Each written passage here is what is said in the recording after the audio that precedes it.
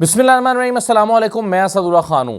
3-4 بہت ہی اہم چیزوں پر بات کرنے سے پہلے، اور ان اہم چیزوں میں عمران خان صاحب کی ٹویٹ، محمود اچکزئی صاحب کا نواز شریف صاحب کو جھنجھوڑنا، نواز شریف صاحب کی مجبوریاں، فواد چودھری صاحب کی جو کوششیں ہیں اور ان کو لگنے والا دھچکا، ان تمام چیزوں پر ہم گفتگو کرتے ہیں۔ لیکن اس سے پہلے، ان اہم چیزوں پر بات کرنے سے پہلے ذرا ایک غیر اہم یا کم اہم بات پر بات کر لیتے ہیں، اور وہ ہے آج میں صبح جاگا تو میں نے ٹویٹر آن کیا معمول کے مطابق، تو اس پر ایس پی شہر بانو چھائی ہوئی تھیں۔ شہر بانو صاحبہ کا ایک کلپ جو ہے وہ ہر جگہ وائرل تھا، اور اس میں وہ پوڈ کاسٹ دیتے دیتے ان کو ایک کال آتی ہے، وہ کہتی ہیں 1 منٹ میں ذرا ایک کال سن لوں۔ پھر وہ کال جو ہے وہ ایس ایچ او کی کال ریسیو کرتی ہیں، اور وہ کہتی ہیں، ریاکشن دیتی ہیں اس پہ، کیا؟ اور پتہ چلتا ہے کہ مرڈر ہو گیا۔ وہ اینکر پوچھتا ہے پوڈ کاسٹ کرنے والا کہ کیا ہوا ہے، تو وہ کہتی ہیں مرڈر۔ وہ پھر چلی جاتی ہیں، اور پھر 1 گھنٹے بعد آتی ہیں۔ اب یہ جو اس کو لوگ اداکاری کا نام دے رہے ہیں، تو اس میں تو کوئی شک ہی نہیں ہے کہ یہ سب کچھ پلان تھا، اس میں کوئی شک نہیں ہے۔ اس کی وجوہات میں آپ کو بتا دیتا ہوں۔ عام طور پر پوڈ کاسٹ کے دوران کوئی اپنا فون کال ریسیو نہیں کرتا۔ ایس پی کا سٹاف ہوتا ہے، فون ان کے پاس ہوتا ہے۔ اگر کسی ایس ایچ او کی کال آ رہی ہے تو ان کا سٹاف فون لیتا ہے، اور وہ فون لیتا ہے، اور وہ پھر اگر کوئی بہت امپورٹنٹ بات ہوگی تو وہ بتائے گا، ادروائز وہ پوڈ کاسٹ ہونے دے گا۔ تو یہ نہیں ہوتا کہ وہ پوڈ کاسٹ کے دوران ہی ہر آنے والی کال کو ریسیو کر رہی ہوں۔ تو انہوں نے ایک ایس ایچ او کی کال کو ریسیو کیا، تو انہیں ظاہر ہے نہیں پتا تھا کہ یہ بڑی امپورٹنٹ کوئی مرڈر کی کال ہے، تو انہوں نے پھر بھی اس کو ریسیو کیا پوڈ کاسٹ کے دوران۔ تو یہ ایک غیر معمولی یا ان یوزول سی بات ہے۔ پھر انہوں نے جب جو ریاکشن دیا، کیا؟ تو یہ ریاکشن بہت ہی اوور ریاکشن تھا۔ ایک پولیس افسر کے لیے قتل ہو جانا ایک معمول کی بات ہے، ایک معمول کی خبر ہے، اور اس طرح کے واقعات روز ہوتے رہتے ہیں۔ روز ان کو ایسے ہی قتل کی خبر ملتی ہوگی تو یہ حیران نہیں ہوتی۔ یہ جو ریاکشن تھا یہ یوں تھا، اگر کوئی پیچھے سے فون کر کے بتائے کہ میڈم ایک بندہ گن لے کر نکلا ہے، سڑک پر آ کر اس نے فائر کیا ہے اور راہ چلتے 15 لوگوں کو مار دیا ہے، تو اس پر ریاکشن ہوتا ہے، کیا؟ یعنی کیا کہہ رہے ہو؟ اتنی غیر معمولی بات، ایک بندہ نکلا ہے اور اس نے 15 لوگوں کو مار دیا سڑک پر گن چلاتے ہوئے، یا ایک گھر سے جو ہے وہ 12 لوگوں کی لاشیں ملی ہیں۔ کیا 12 لوگوں کی لاشیں ملی؟ تو پھر تو یہ ریاکشن جسٹیفائیڈ ہے۔ ایک قتل پر کیا قتل؟ اچھا، اس کے بعد پھر وہ جاتی ہیں آگے پھر وہ بڑے ریلیکس طریقے سے بتاتی ہیں کہ قتل ہوا ہے۔ وہ پوچھتا ہے کیا ہوا تھا میڈم؟ آپ ایک تو وہ جو صاحب ہیں، آپ سارے میڈم کی اداکاری کے نمبر کاٹ رہے ہیں، وہ جو پوڈ کاسٹ کرنے والے ہیں اس کی اداکاری کے بھی نمبر کاٹے۔ اس نے پوچھا میم آپ کی یہی فرض شناسی جو ہے نا، اس کے ہم بڑے قائل ہیں۔ وہ بڑا خوش ہوتی ہیں اس بات پہ، اور پھر وہ پوچھتا ہے کہ میڈم کیا ہوا تھا؟ اس نے کہا کہ جی مرڈر۔ تو آگے سے ان کا جو ریاکشن تھا وہ یہ تھا، مرڈر! یعنی اس نوجوان کا ریاکشن جو ہے وہ اتنا خوش ہونے والا تھا، مرڈر! اچھا کیسے ہوا تھا مرڈر؟ اب اس کی باتیں ہی بند نہیں ہو رہی، وہ اتنا خوش ہے، اسمائل کر رہا ہے، اچھا مرڈر کیا ہوا، کیسے ہوا مرڈر؟ تو وہ بڑا خوش ہو کے مسکرا کر پوچھ رہا ہے کہ کیا ہوا؟ تو وہ پھر اس کو بتاتی ہیں کہ مرڈر ہوا اور اس کی کیا تفصیلات۔ تو یہ آپ کے لیے یہ جو سین تھا یہ سارا حیران کن یا باعث حیرت نہیں ہونا چاہیے۔ اس کی وجہ یہ ہے کہ جس حکومت میں یہ خاتون پولیس افسر ہے، اس حکومت میں ان باتوں کی بڑی اہمیت ہے، کیونکہ پنجاب حکومت اور اس کے وزراء اور خود چیف منسٹر انہی چیزوں پر ریلائی کرتی ہیں اور اس کو بڑا امپورٹنس دیتی ہیں۔ اس طرح کی ٹک ٹاکس وہ روز تقریبات میں بنواتی ہیں۔ کوئی آ جائے گا کہ میں نے آپ کو گلے ملنا ہے، آؤ آؤ آؤ گلے مل لو۔ وزیر اعلیٰ کے نزدیک پرندہ بھی پر نہیں مار سکتا، کوئی آپ کے قریب تک نہیں آ سکتا، لیکن وہ بچی بھاگ کے اسٹیج پہ چڑھ جاتی ہے، اس کو کوئی روکتا بھی نہیں ہے جو گلے ملنے کی خواہش ہوتی ہے۔ تو اس طرح کی ٹک ٹاکس جو ہیں وہ ہم چیف منسٹر کی بھی دیکھتے ہیں، ان کی وزراء کی بھی دیکھتے ہیں۔ تو اس لیے آپ کو حیران ہونے کی بات نہیں ہے، اور ایس پی شہر بانو نے بالکل ٹھیک کیا ہے، کیونکہ انہیں پتا ہے کہ اس حکومت کے نزدیک یہی امپورٹنٹ ہے، یہ حکومت انہی باتوں کو پسند کرتی ہے۔ تو انہوں نے اپنی چیف منسٹر کی نبض کو دیکھتے ہوئے، ان کی نبض پر ہاتھ ہے ان کا، اور انہوں نے بالکل ان کو خوش کرنے کے لیے صحیح طریقہ آزمایا ہے، کیونکہ انہیں پتا ہے کہ وہ خود اس چیز یہی کچھ کرتی ہیں، تو اگر میں بھی یہ کروں گی تو اس پر وہ بڑا خوش ہوں گی۔ تو لوگ کہہ رہے ہیں اداکاری کے نمبر کاٹیں، ہاں وہ تو بالکل کاٹیں آپ ان کے نمبر، اور اس سے بھی ان کی اس کے علاوہ جو انہوں نے دکھانے کی کوشش کی ہے، انہوں نے دکھانے کی کوشش کی اپنی پروفیشنلزم، لیکن دراصل اس سے ان کی ایک غیر پیشہ ورانہ جو ہے وہ چیز جھلکتی ہے کیونکہ کیس کے بہت سارے پہلو ہوتے ہیں. ہم نے اکثر دیکھا ہے پریس کانفرنس کوئی بندہ قتل کا مجرم لایا جاتا ہے یا اور ملزمان لائے جاتے ہیں تو پولیس اہلکار تفصیل نہیں بتاتی. وہ کہتی ہے جی معاملہ ابھی انڈر انویسٹیگیشن ہے, ابھی آپ کے ساتھ ہم چیزیں شیئر نہیں کرتے. اور یہاں پر انہوں نے اس کی جزیات تک بتا دیں بیٹھے بیٹھے کہ کیا ہوا ہے اور کس طرح سے ہوا ہے اور کیا تھا معاملہ اور کون کون خواتین تھیں اور کیا معاملہ تھا. تو بہرحال چلیے تفنن تباہ کا باعث ہی بن گئی ان کی ویڈیو آپ کے لیے. صبح صبح سنڈے کا دن, سنڈے کی مارننگ آپ کے لیے جو ہے وہ بڑی دلچسپ سی بن گئی, اگرچہ یہ قتل کا معاملہ ہے لیکن بہرحال بڑے پور طریقے سے مس شہر بانو نے اس کو ہینڈل کیا. تو میں نے جیسے کہ کہا کہ ویسے اتنی بھی غیر اہم بات نہیں ہے کیونکہ بہرحال اس سے پاکستان کے امن و امان اور چیزیں جڑی ہوئی ہیں, لیکن بہرحال ایک فنی سی چیز ہی آپ اس کو لے سکتے ہیں کیونکہ کسی نے اس معاملے کو سنجیدہ نہیں لیا, الٹا مذاق ہی اڑایا گیا. کسی نے شہر بانو کی تعریف نہیں کی. تعریف ان کی تب ہوئی تھی جب وہ موقع پر پہنچی تھیں اور اچھرا بازار میں خاتون پر کچھ درندوں کے جو ہے وہ کچھ جوہلا کے نے جو ہے وہ عربی رسم الخط میں لکھی ہوئی قمیض پر کچھ چیزوں کو دیکھ کر کچھ جاہلوں نے ان پر حملہ آور ہونے کی کوشش کی تھی, اور ہر عربی کو وہ سمجھتے ہیں کہ خدا نخواستہ یہ قرآن کی بے حرمتی ہو رہی ہے. تو اس خاتون کو ایس پی صاحبہ نے وہاں پر موقع پہ پہنچ کے کیا تھا, وہ چیز قابل تعریف تھی, وہ جنون تعریف ان کی بنتی تھی. لیکن اس طرح کی چھوٹی حرکتیں کرنے کی ضرورت آپ کو کیا ہے جب آپ ایک پولیس افسر ہیں, آپ کی ایک سنجیدہ جاب ہے, آپ کو وہ سب چیزیں کرنی ہیں. لیکن جیسے کہ میں نے کہا کہ پوری حکومت اگر اسی چیز پہ لگی ہوئی ہے تو پھر ایک ایس پی کو کیوں آپ ٹارگٹ کریں جب پوری حکومت ہی یہ سارا کچھ کر رہی ہے. تو ان کے جو حکومت کے جو ملازم ہیں وہ بھی یہی کریں گے. آ جائیں ذرا میں شروع کر لیتا ہوں عمران خان صاحب کی ٹویٹ سے, جو کل رات انہوں نے ٹویٹ کی تھی, ذرا اس سے شروع کر لیتے ہیں. اس میں انہوں نے کہا جو جد و جہد عبادت اور حقیقی آزادی کی جد و جہد کے لیے جد و جہد عبادت ہے اور حقیقی آزادی کی جد و جہد کے لیے میں شہادت کے لیے بھی تیار ہوں. اس وقت پاکستان صرف عاصم لاء پر چل رہا ہے. دیکھیں پہلے جملے میں انہوں نے یہ بتایا کہ میرے نروز مضبوط ہیں, میں گھبرایا نہیں ہوں, میں شہادت کے لیے بھی تیار ہوں. اگر کسی کو لگ رہا ہے کہ میں ڈر جاؤں گا, گھبرا جاؤں گا, پریشان ہو جاؤں گا, ڈیل کے لیے تیار ہو جاؤں گا, تو میں اس کے لیے تیار نہیں ہوں.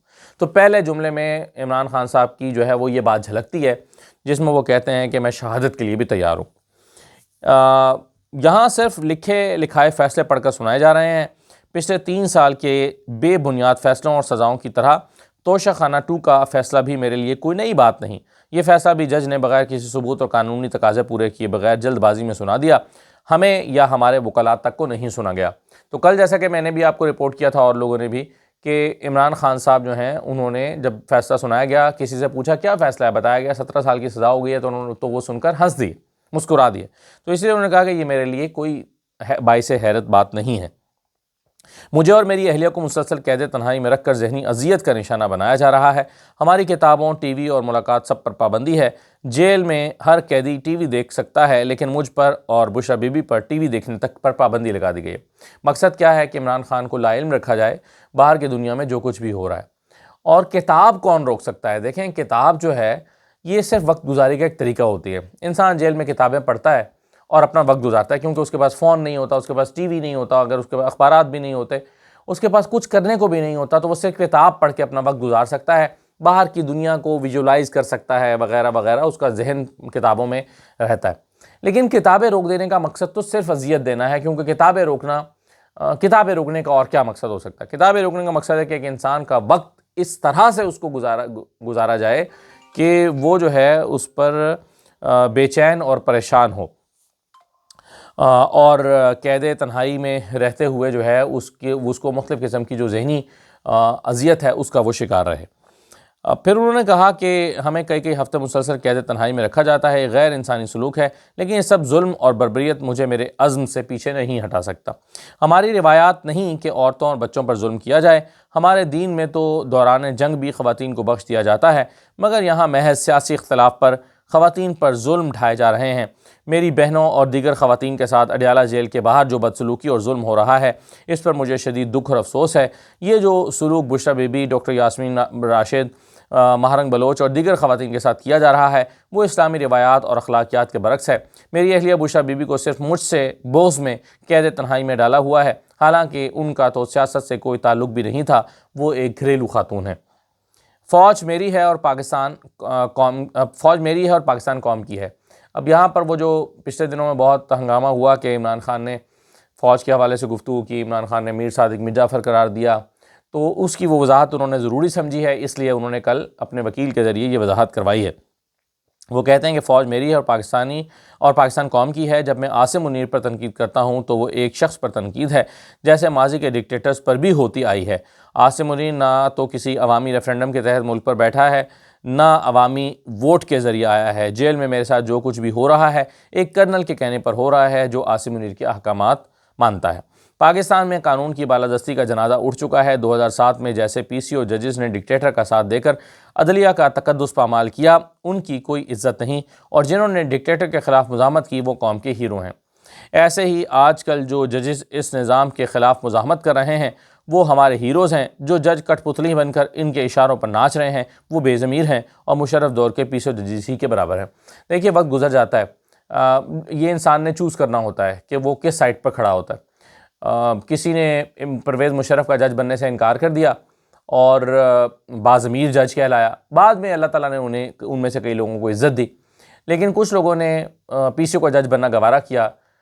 اس وقت کے تقاضے کے مطابق انہوں نے وہ نوکری تو حاصل کر لی، لیکن بعد میں تاریخ ہمیشہ انہیں ان کے اپنے ضمیر پر بھی ان کا بوجھ رہے گا، ان کے بچوں کے دل پر بھی بوجھ رہے گا۔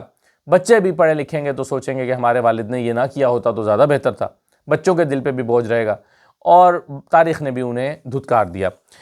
اسی طرح سے اب جو آج ہم ججز دیکھتے ہیں، ایک جج ہمایوں دلاور تھا، ہمایوں دلاور کا چہرہ آپ کو یاد ہوگا۔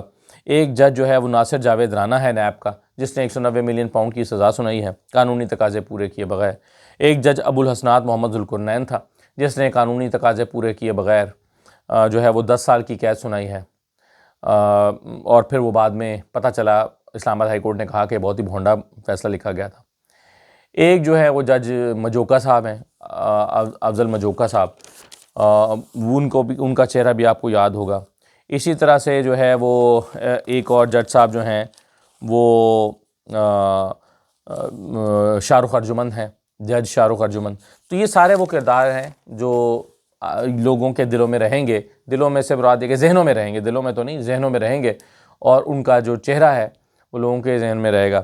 اور لوگ ظاہر ہے ایسے کردار کو جنہوں نے وقت کے جو ہے وہ ایک اپورچونسٹ بن کے کردار ادا کیا اور جو ہے وہ طاقتور کے آگے اپنا ضمیر بیچ دیا اور لکھے لکھائے پڑھ کے فیصلے سناتے رہے اپنی نوکری کے لیے، اور اس کے بعد پھر وہ اسلام آباد ہائی کورٹ کا جج بننے کے خواب دیکھتے رہے اور اپنی سی وی پیش کرتے رہے، تو ان سارے ججز کو قوم یاد رکھے گی۔ تو اس لیے عمران خان صاحب نے جو کہا ہے کہ جو قوم کے ہیرو بنے وہ ہیرو بنے، اور جو پی سی او بن کر ججوں اشاروں پر ناچتے رہے وہ بھی سب کو یاد ہیں۔ قانون کی بالادستی اور آئین کی بحالی کی جدوجہد کے لیے انصاف لائرز فورم اور وکلاء کا فرنٹ فٹ پر آنا ناگزیر ہے۔ انصاف کا نظام ہی عوام کو تحفظ دے سکتا ہے، اس کے علاوہ نہ کوئی معاشی ترقی ممکن ہے نہ ہی اخلاقی۔ لیکن آپ نے دیکھا کہ جب جسٹس طارق محمود جہانگیری صاحب کو ان کے عہدے سے برطرف کیا گیا تو وکلاء تقسیم نظر آئے، کچھ وکلاء نے ہڑتال کی اور کچھ وکلاء نے نہیں کی۔ تو جب تک وکلاء نہیں اٹھیں گے، انصاف لائرز فورم کا اس میں بڑا اہم کردار ہے کہ وہ اس سلسلے میں وکلاء میں یکجہتی پیدا کریں اور ان چیزوں کو ہائی لائٹ کریں کہ عدالتوں کا قتل ہو رہا ہے، انصاف کا قتل ہو رہا ہے۔ مجھے سلمان صفدر اور ان کی ٹیم پر اعتماد ہے اور میں نے انہیں ہدایت کی ہے کہ بوگس فیصلوں کے خلاف اسلام آباد ہائی کورٹ میں اپیل کریں۔ باوجود اس کے کہ عمران خان صاحب کی اپیلیں جو ہیں وہ نہیں لگ رہیں، باوجود اس کے کہ جو ایک سال پہلے 190 ملین پاؤنڈ کا فیصلہ آیا تھا اس کو ابھی تک سزا معطلی کی درخواست فکس نہیں ہوئی سماعت کے لیے، اس کے باوجود عمران خان صاحب چاہتے ہیں کہ اسلام آباد ہائی کورٹ میں اپیلیں دائر کی جائیں۔ سہیل آفریدی کو پیغام دیتا ہوں کہ اسٹریٹ موومنٹ کی تیاری پکڑیں، پوری قوم کو اپنے حقوق کے لیے اٹھنا ہوگا۔ یہ پیغام جیسے ہی سہیل آفریدی کو موصول ہوا، وہ کل ہی اسلام آباد میں موجود تھے، تو کل ہی وہ اسلام آباد کی مارکیٹوں میں نکل گئے اور لوگوں کو انہوں نے اس حقیقی آزادی کے لیے تیار کرنا شروع کیا۔ لیکن شاید یہ کافی نہیں ہے، اس سے بڑھ کر انہیں کچھ کرنا ہوگا، اس پر میں نے پچھلی ویڈیو میں گفتگو کی تھی۔ جدوجہد عبادت ہے اور میں پاکستان کی حقیقی آزادی کی جدوجہد کے لیے شہادت کے لیے بھی تیار ہوں۔ ناحق قید میں سابق وزیر اعظم پاکستان عمران خان کی اڈیالہ جیل میں ملٹری سٹائل ٹرائل کے فیصلے کے بعد اپنے وکلاء سے گفتگو۔ یہ آخر میں عمران خان کی گفتگو کے ساتھ ایک نوٹ لکھا گیا ہے، 20 دسمبر 2025۔ تو اب یہ عمران خان صاحب کا تازہ ترین بیان آیا ہے جو 3 ہفتے کے بعد غالباً سامنے آیا۔ اس کے بعد محمود اچکزئی صاحب نے کل کانفرنس میں جو نواز شریف صاحب کی ضمیر کو پھر للکارا ہے۔ نواز شریف صاحب سے کہا ہے کہ نواز شریف صاحب آئیے میں آپ کو مذاکرات کی دعوت دیتا ہوں۔ اس سے پہلے بھی وہ کئی دفعہ کہہ چکے ہیں محمود اچکزئی صاحب کہ نواز شریف صاحب آپ اپنی مرضی کا ایک چارٹر بنا لیں جو جمہوریت اور پاکستان کو آگے بڑھانے کے لیے ضروری ہے، آپ بنائیں چارٹر وہ، اور میں اس پر عمران خان سے دستخط کرا لاؤں گا۔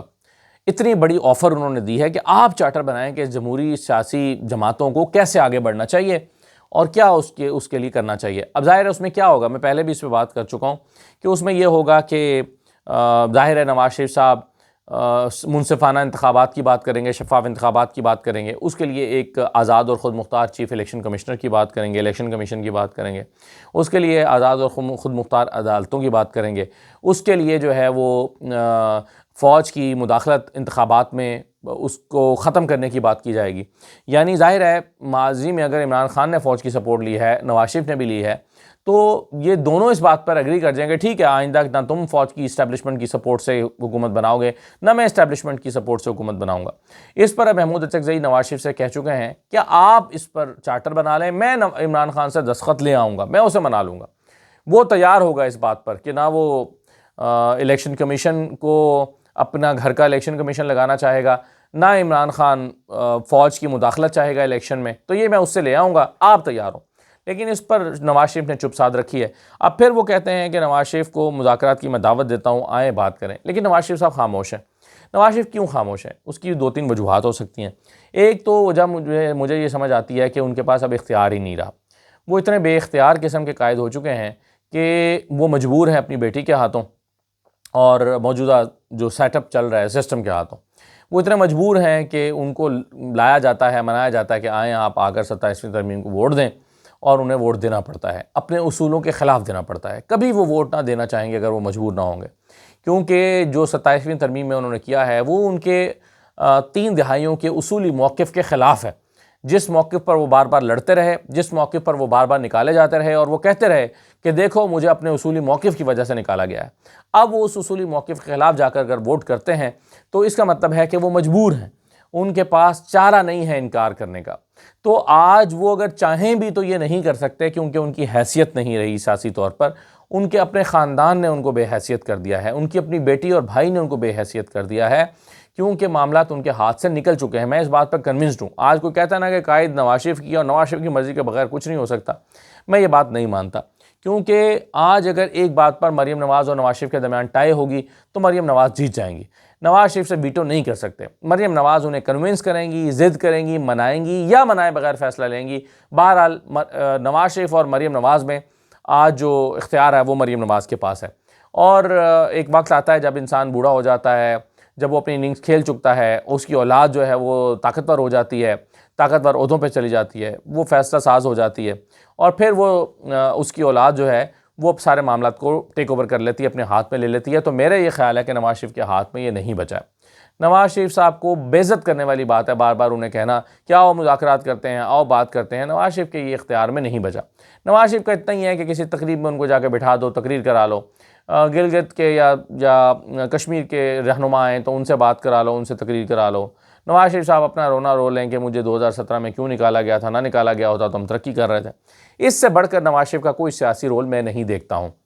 میں انہیں اس وقت مجبور، بے بس اور لاچار قسم کا ایک سیاسی رہنما دیکھتا ہوں جس نے ایک بھرپور سیاسی زندگی تو گزاری ہو، لیکن وقت کے ساتھ ساتھ آپ نے دیکھا کہ بہت سارے لوگ، ابھی حال ہی میں وٹو صاحب کی وفات ہوئی ہے، منظور وٹو صاحب کی، 2 دفعہ چیف منسٹر رہے اور بھی اہم عہدوں پر رہے، اسپیکر بھی شاید رہے، لیکن پچھلے کچھ سالوں سے بالکل سیاست میں ارریلیونٹ ہو گئے تھے۔ ایسے بہت سارے لوگوں کو ہم نے دیکھا کہ اپنے وقت کے وہ فرعون ہوتے ہیں۔ غلام مصطفیٰ کھار ہے مثال کے طور پہ، شیر پنجاب کہا جاتا تھا، گورنر تھے، وزیر اعلیٰ تھے، طاقتور ترین پنجاب کے حکمران تھے، لیکن وقت کے بے رحم تھپیڑوں نے انہیں ارریلیونٹ کر دیا۔ آج بھلے ہی نواز شریف کی بیٹی وزیر اعلیٰ اور بھائی وزیر اعظم ہو، لیکن نواز شریف خود اس وقت ارریلیونٹ ہو چکے ہیں اور ان کی کوئی حیثیت نہیں رہی ہے۔ سیاسی طور پر اوبیسلی. تو مجھے اس لیے لگتا ہے کہ آپ بار بار دروازہ کھٹکھٹائیں گے یہ دروازہ کھلنے والا نہیں ہے. جتنا زیادہ نواز شریف کا دروازہ کھٹکھٹایا جا رہا ہے یہ دروازہ کھلنے والا نہیں ہے. سر پیٹنے کا فائدہ نہیں ہے. محمود اچکزئی صاحب کو کوئی اور فیصلہ کرنا پڑے گا. نواز شریف اس کو رسپونڈ کرنے والے نہیں ہیں. نواز شریف اس کا جواب نہیں دیں گے. تو آخری بات میں کر لیتا ہوں فواد چودھری صاحب کی. دیکھیں فواد چودھری صاحب جو ہے وہ کوششوں میں لگے ہیں اور ان کا وہ سمجھتے ہیں، فواد چودھری صاحب سمجھتے ہیں کہ ان کی یہ کوششیں ایک ہی صورت میں کامیاب کہلائیں گی کہ سب سے پہلے جو کوٹ لکھپت کے اسیران ہیں ان کی رہائی ہو. اگر کوٹ لکھپت کے اسیران کی رہائی عمل میں آتی ہے تو فواد چودھری کی کوششیں برابر ہوں گی. ادروائز سمجھا جائے گا کہ بس وہ ایسے ہی انہوں نے 2-4 ملاقاتیں کیں یا بات چیت کی اور اس کو کوئی فائدہ حاصل نہیں ہوا. اگر فواد چودھری صاحب کی جو کوششیں ہیں، کیونکہ ابھی دیکھیں کل پھر 10 سال کی 2 اور کیسز میں سزا سنا دی گئی ہے. یعنی اب 5 کیسز میں یاسمین راشد میں میاں محمود الرشید، عمر سرفراز چیمہ، اعجاز چودھری کو سزائیں سنائی گئی ہیں. اس کا مطلب ہے کہ جو یاسمین راشد ہیں وہ کور کمانڈر ہاؤس کے باہر بھی موجود تھیں، وہ کوٹ لکھپت میں وہ ماڈل ٹاؤن میں بھی موجود تھیں جہاں پر وہ مسلم لیگ کا دفتر جلا رہی تھیں. باقی لوگ بھی ایسے ہی، اور وہ شادمان میں بھی موجود تھیں، وہ مغل پورہ میں بھی موجود تھیں، وہ تھانہ دھرم پورہ کی حدود میں بھی موجود تھیں. تو اس کا مطلب یہ ہے کہ انہوں نے بیک وقت اتنی جگہوں پر جا کر گھیراؤ کیا، اتنی جگہوں پر جا کر یاسمین راشد نے جو ہے وہ گاڑیاں جلائیں. تو اگر یاسمین راشد نے اتنی جگہوں پر جا کر بیک وقت گاڑیاں جلائیں اور اسی طرح سے اعجاز چودھری نے، اسی طرح سے باقی لوگوں نے بھی، سرفراز چیمہ اور میاں محمود الرشید نے، تو یہ ابسرڈ بات ہے، فضول اور گھٹیا، فضول بیہودہ بات ہے. اس کے باوجود اگر ان سارے کیسز میں ان کو 10 سال کی سزا ہو رہی ہے اور یہ جو ٹاکس ہیں فواد چودھری صاحب کی اس کے باوجود ہو رہی ہے، اس کا مطلب ہے کہ فواد چودھری صاحب کو بھی جو ہے وہ اتنے زیادہ پورے اعتماد اس پر نہیں ہوں گے. کیوں؟ اور اس پر ان کو ضرور ہوگا کہ بھائی مجھے آگے لگایا گیا ہے یا میں ایک کوشش کر رہا ہوں اور اسی وقت 10 سال کی سزائیں ہو رہی ہیں، تو پھر ان کی جو کوششیں ہیں اس کی کیا حیثیت بچی یا اس کی کیا انٹیگریٹی رہ گئی. تو میرا خیال ہے کہ فواد چودھری صاحب سے میری بات نہیں ہوئی ویسے، لیکن اس پر ہی must be very hurt on this matter, کیونکہ ایک انسان دل میں تو سوچتا ہی ہوگا کہ یار میں ایک کام کر رہا ہوں یا مجھے کام پر جو ہے وہ ایک میں چیز کا بیڑا میں نے اٹھایا ہے اور اسی وقت یہ ہو رہا ہے، تو پھر ان کی کیا انٹیگریٹی رہ جائے گی یا ان کی ایفرٹس کی. تو یہ میرا خیال ہے کہ دیکھنے کی بات ہے. تو بہرحال کچھ چیزیں ابھی میں نے اور بھی آپ سے ڈسکس کرنی تھی، لیکن ویڈیو 22 منٹ کی آلریڈی ہو گئی ہے، تو اس کو پھر ہم اگلے ویلاگ میں لے جائیں گے. اجازت دیجیے، اللہ حافظ.